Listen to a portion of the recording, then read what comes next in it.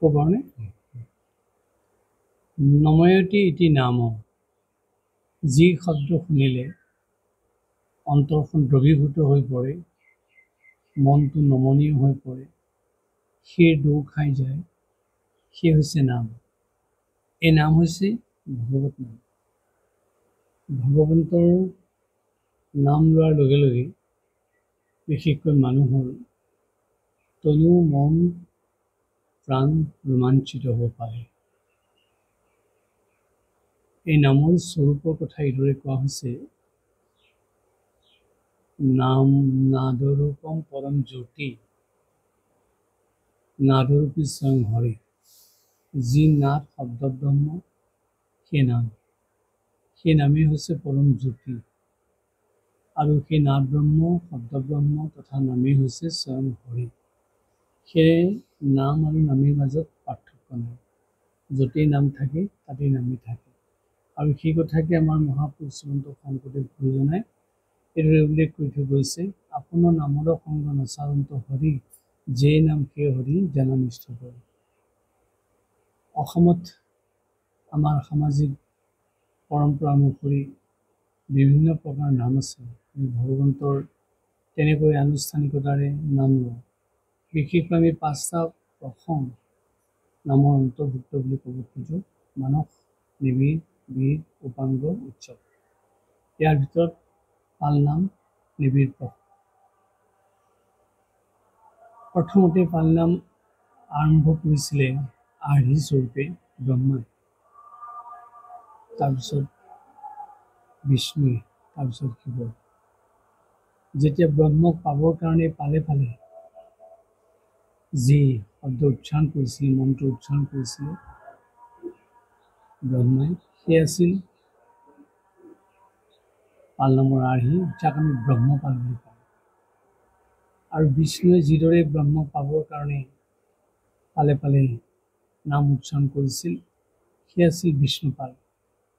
আৰু শিৱদেৱে অৰ্থাৎ ৰুদ্ৰদেৱে যি ভগৱন্তক পাবৰ কাৰণে, ব্ৰহ্মক পাবৰ কাৰণে পালে নাম আৰম্ভ কৰিছিল, সেই আছিল ৰুদ্ৰপাল। আমাৰ আউনীআটী সত্ৰৰ পৰম্পৰাত এই 3টা পালেৰে আচলতে পালনাম অনুষ্ঠিত হয়। এক ব্ৰহ্মপাল, এক বিষ্ণুপাল, আনটো ৰুদ্ৰপাল। আমাৰ যদিও আউনীআটী সত্ৰত 4 হাতী আছে, কিন্তু 4 হাতীৰ ভিতৰত পূব, পশ্চিম, উত্তৰ এই 3 হাতীয়ে এই 3টা পালৰ প্ৰতীক স্বৰূপে সদায় নাম আৰম্ভ কৰে। আৰু ইয়াৰ যদি আমি আদিগুৰি চাবলৈ যাওঁ, অসমৰ সমাজ জীৱনত মহাপুৰুষ শংকৰদেৱে এই পৰম্পৰা আমাক দেখুৱাই থৈ গৈছে। যিদিনাখন হৰি জোঁৱাই আৰু মাধৱদেৱক ৰজাই লৈ গৈছিল, তেওঁলোকৰ ৰাজৰোষৰ নিৰ্যাতনৰ পৰা মুক্তি পাবৰ কাৰণে মহাপুৰুষ শংকৰদেৱে ভকতসকলক লৈ যেতিয়া পালে নাম গাইছিল তথা গোৱাইছিল, সেই আছিল পালনামৰ আৰ্হি। আৰু যদিও হৰি জোঁৱাই ঘূৰি নাহিলে, কিন্তু মাধৱদেৱ ঘূৰি আহিছিল আৰু হাতত থকা লোণকণ আৰু সেই অন্নমুঠি দি সেৱা জনাইছিল। আৰু সেই আছিল পালনামত সেৱা কৰা দ্ৰব্যৰ পৰম্পৰা, যি পৰম্পৰা আমাৰ আউনীআটী সত্ৰত এতিয়াও প্ৰচলিত হৈ আছে। আৰু এইখিনি সময়ত মানুহে ভাবি লৈছিল লোণদানে সোণদানে সমান। সেইটোৰ ওপৰত গুৰুত্ব ৰাখি লোণৰ ডোঙাটো, লোণৰ মলাটো এতিয়াও দিয়া এক বিশেষ পৰম্পৰা প্ৰচলিত হৈ আছে। আৰু তাৰ লগতে ধূপ চাকি দি সেই নামত শৰণাপন্ন হয়, আৰু যাৰ যি শক্তি গুৱাপাণ জুইৰে পাৰে বা দক্ষিণাৰে পাৰে সেৱা। আৰু এই আউনীআটী সত্ৰৰ পালনামৰ আৰ্হিও ঠিক তেনেকৈ প্ৰতিষ্ঠিত হৈছিল।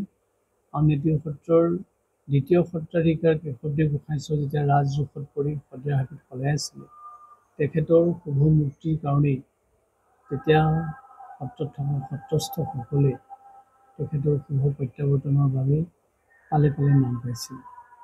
আৰু তেতিয়াও সেই নামৰ যিটো পৰম্পৰা আছিল, সেই পৰম্পৰাটো তেতিয়াৰ পৰা অব্যাহত আছিল। কিন্তু আউনীআটী সত্ৰৰ পঞ্চদশ পঞ্চম সত্ৰাধিকাৰ হৰিদেৱ গোসাঁইচৰ দিনৰ পৰাহে ই বছৰেকীয়া উৎসৱলৈ ৰূপান্তৰিত হ'ল।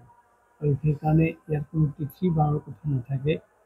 কাতি মাহৰ শেষ যি ৫টা দিন, যাক আমি বকপঞ্চমী বুলি কওঁ বা ভীষ্ম পঞ্চক ব্ৰত বুলি কওঁ, তাত সেই নাম গোৱাটো এক বিশেষ পৰম্পৰা আছিল আৰু সেই অনুসৰি সেই দিন তেতিয়াৰ পৰা নিৰ্ধাৰণ কৰা হৈছিল। কাতি মাহৰ শেষৰ 5টা দিনত পালনাম গাইছিল। আৰু এই পালনামৰ মূল উদ্দেশ্যটোৱেই হৈছে বিশ্বৰ কল্যাণ।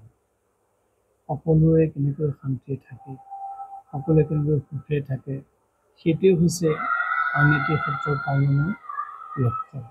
ইয়াত কোনো ব্যক্তিগত গোসাঁই ভকতসকলৰ উদ্দেশ্য নিহিত হৈ নাথাকে, কিন্তু ইয়াৰ গোসাঁই ভকতসকল সেৱক হিচাপে তেখেতসকলে এই নামৰ আয়োজন কৰে। আৰু আমাৰ এফালে কথা আছে যে হৰিৰ নামৈব নামৈব মম জীৱনম কলো নাস্তিত্ব নাস্তিত্ব গতিৰ অন্যথা।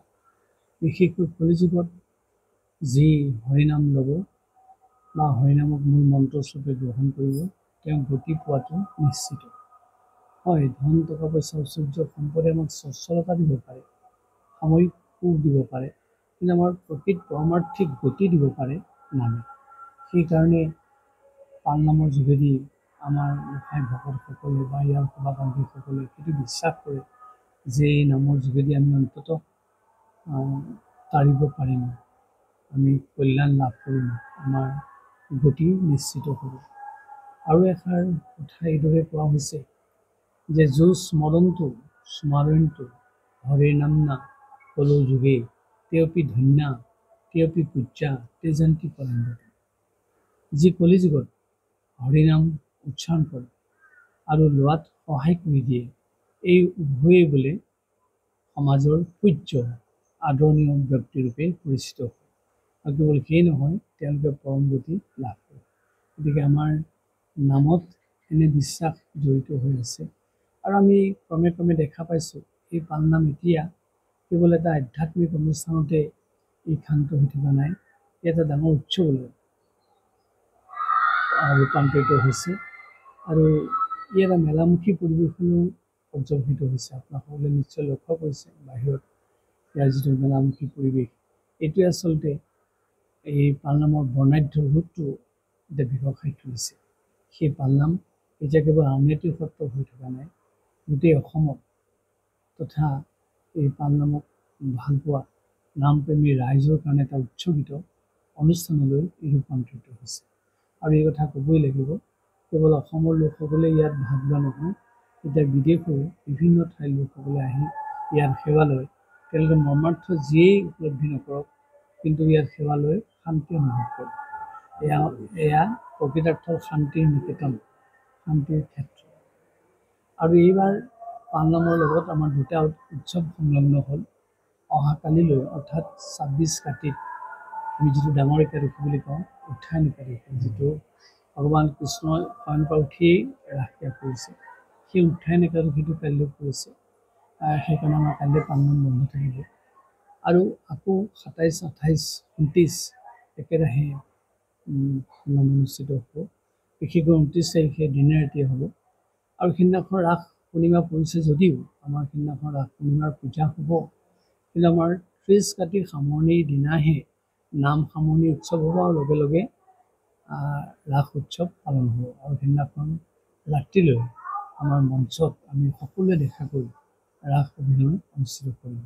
এইবাৰ আমাৰ এই 3টা উৎসৱ একেলগে সংলগ্ন হোৱাৰ কাৰণে আমি এনেদৰে অনুষ্ঠিত কৰাৰ প্ৰয়াস কৰিছোঁ। আৰু এই মুহূৰ্তত আমি সকলো ৰাইজৰে এই উৎসৱকেইটাত সৰ্বপ্ৰকাৰৰ আন্তৰিক সহযোগিতা কামনা কৰিছোঁ। আৰু আমি দেখা পাইছোঁ ইতিমধ্যে ৰাইজ আহি দলটো ভেন্দলটো কৰি গোটেই সত্ৰৰ আশে পাশে অৱস্থান গ্ৰহণ কৰিছে, আমাৰ কাৰণে শুভদায়ক বাৰ্তা।